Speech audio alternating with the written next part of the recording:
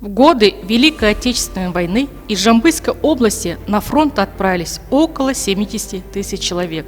Из них 36 тысяч не вернулись с полей сражений. 22 жамбыльца удостоены высокого звания Героя Советского Союза. Это военачальник и писатель Бауыржан Момышұлы, Агадил Суханбаев, Ибрагим Сулейменов, Николай Белашов, Садур Шакиров, Игорь Москаленко, Владимир Сава, Яков Тюлькин, Семен Ларионов, Степан Сущев, Михаил Фаязов, Андрей Сорокин, Петр Томасевич, Илья Шкловский, Федор Каптань. Разве можно было вынести 4 года нечеловеческого напряжения, если бы за спиной нашей армии не было надежного тыла?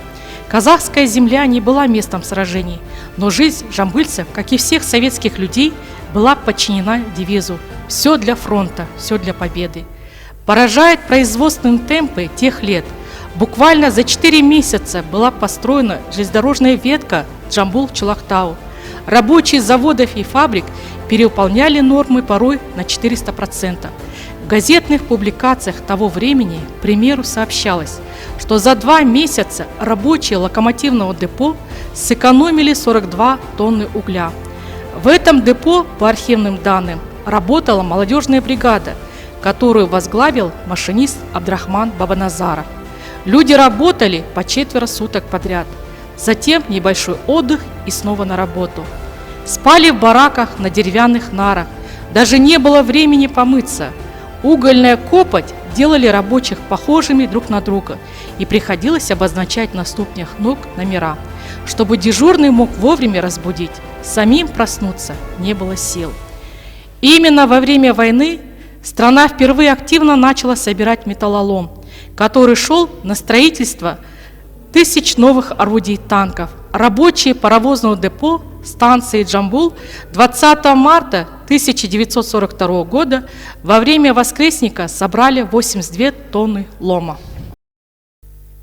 О земляках-жамбыльцах, бывших в числе героев Бреста, первый удар вероломного нападения фашистских захватчиков на Советский Союз приняли пограничники. Беспримерный героизм, невиданную стойкость, непреклонную волю к победе проявили защитники Бреста крепости на пограничной реке Буг. На рассвете 22 июня 33-й инженерный полк, в котором служил и джамбулец, командир отделения Сергей Азаренко, принял первый бой с фашистскими интервентами. Гитлеровцы довольно быстро продвигались вглубь Советского Союза, и уже 19 сентября 1941 года Москва была объявлена на осадном положении. Защищала столицу и 316-я стрелковая дивизия под командованием генерал-майора Ивана Панфилова. Зимой 1941 года у разъезда Дубосекова 28 советских воинов грудью стали против 50 фашистских танков. В ожесточенных боях солдаты совершили бессмертный подвиг, подбив 18 танков, уничтожив сотни солдат и офицеров противника. Впоследствии 7 бойцам будет присвоено звание Героя Советского Союза посмертно.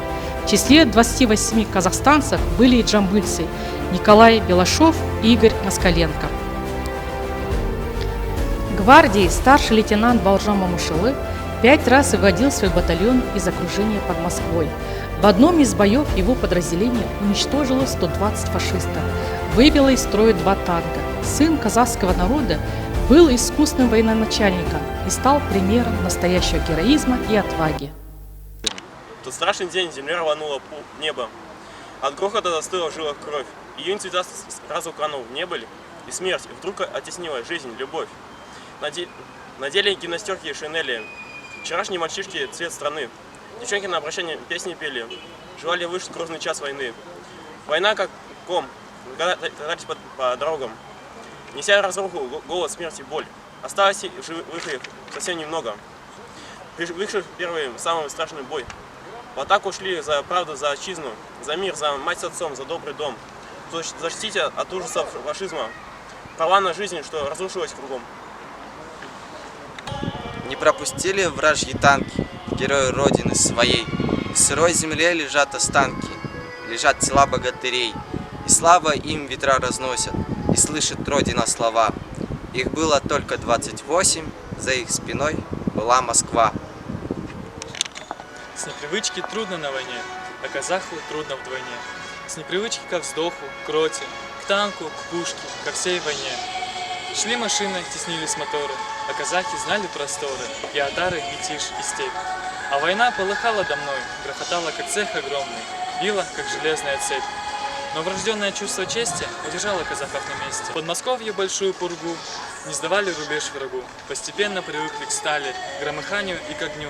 Приросли к океанскому рокоту той великой и громкой войны, степные и южные войны. А достоинство и джигитство принесли в леса и снега, где тогда полыхала битва, огнедышащая полоса. 900 блокадных дней стали нелегким испытанием для жителей Ленинграда. В помощь ленинградцам от Джамбульской области было отправлено 9 вагонов с мукой, солью, рисом, мясом, маслом. Только за 1 год войны область отправила ленинградцам более 800 центнеров сахара. Большую моральную поддержку блокадникам оказали стихи нашего великого ахына Джамбула Жабаева. Произведение «Ленинградцы, дети мои» стало знаменитым на весь Советский Союз, сделав его лауреатом Сталинской премии.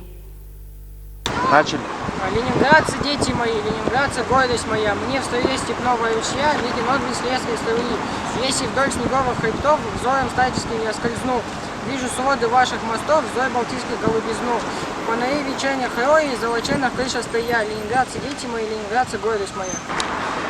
Ленинградты көренім, мақтанышым сенеді. Нева өзеннен сүйкімді, бұлағындай сенеді. Көпіріне қарасам, көмкерілген су көремін. Өркеш жарасқан, шоңқырылдай тереді. Сапырылған көк теңіз, шомылдырып кемереді. Шама күндей жайнаған, аспанға үйлер ойлаған. В военную летопись славы вошли и подвиги жамбыльцев на Ленинградском фронте. Ибраим Сулейменов, работавший до войны на Джамбульской МТС, стал снайпером. В боях за родину он был трижды ранен. На его счету 239 убитых гитлеровцев. Слава вам, храбрые, слава бесстрашная, вечную славу поет вам народ, доблестно живший, смерть сокрушивший, память о вас никогда не умрет. Командир отделения 2-й роты 628-го Гродненского краснознаменного стрелкового полка рядовой Агадил Сухомбаев 31 июля 1944 года в битве за польскую деревню Стельзовизна он был ранен в обе руки. Несмотря на это, Агадил своим телом погасил огонь вражеского пулемета. 24 мая 1945 года указом Президиума Верховного Совета СССР ему присвоено звание Герой Советского Союза. Проходишь мимо обелиска, замедли шаг, остановись и голову склонившись низко, ты павший низко поклонись. Они ведь все, как мы хотели, жить мирно, строить и терзать. Но им пришлось надеть шинели и в бой идти, страну спасать. Не зная страха огней сражений, за мать, за родину свою, за жизнь грядущих поколений.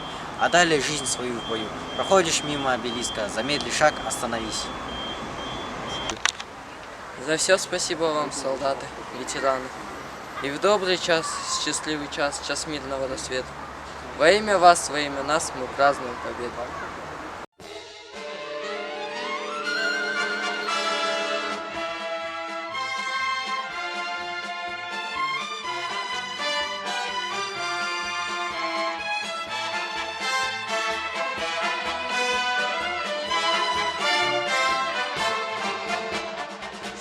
Күні алыс арман оттары күл астында жатты жайнап шоқтары. Өртенді жол шыдап баққан талайға, осы күнді жақындатты қалайда. Мынау жеңіс күні отқа шыдатқан бұл қуаныш, шаша қарған сынақтан бұл қуаныш, шаттандырып жылатқан. Жеңіс күні, жеңіс күні, жеңіс күні.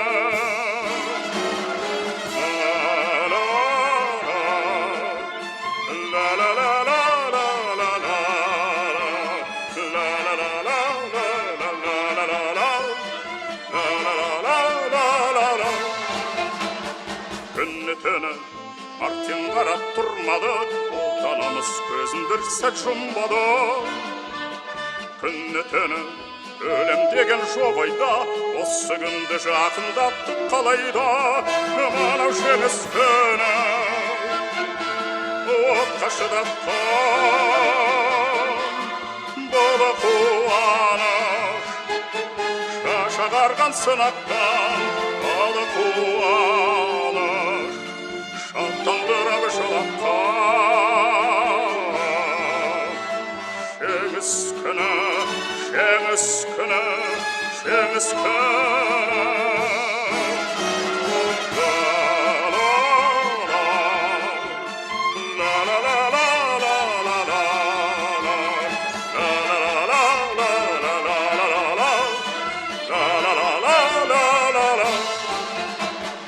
Аслана оралмадық бәріміз, көк шалғында сайрандармыз әлі біз.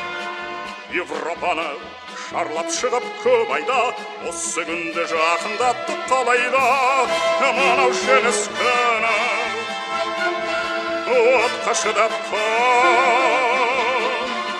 бұл қуаныш, шаш ағарған сынақтан бұл қуаныш, шаттандырып жылатқан